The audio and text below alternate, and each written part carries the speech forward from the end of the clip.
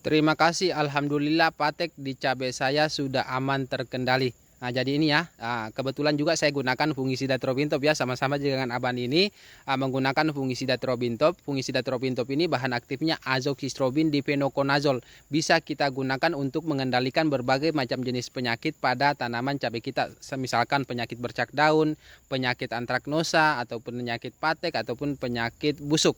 Nah, kalau penyakit patek itu sih sebenarnya lumayan susah ya, kalau misalkan serangannya sudah menengah sampai parah.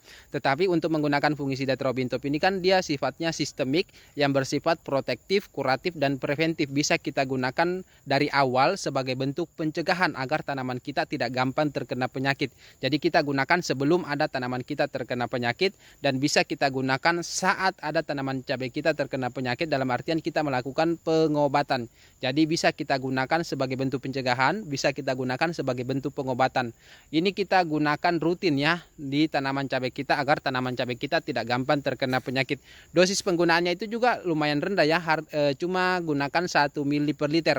Bisa dicampur dengan pupuk daun, bisa dicampur dengan insektisida, bisa dicampur dengan fungisida kontak kalau mau, bisa dicampur dengan asam amino, ZPT, dan perekat seperti ini. Nah, tetapi kalau misalkan untuk untuk fungisida Trobintop ini kalau kita gunakan itu dia diserap oleh tanaman ya, karena ini kan fungisida sistemik. Jadi kalau kita aplikasikan dia akan diserap oleh tanaman sehingga tanaman kita tidak gampang terkena penyakit. Seperti ini ya. Harganya juga lumayan terjangkau ya. Nah, kalau misalkan mau gunakan fungisida Trobintop ini untuk mengatasi berbagai macam jenis penyakit, itu bisa cek di keranjang di bagian pojok kiri bawah.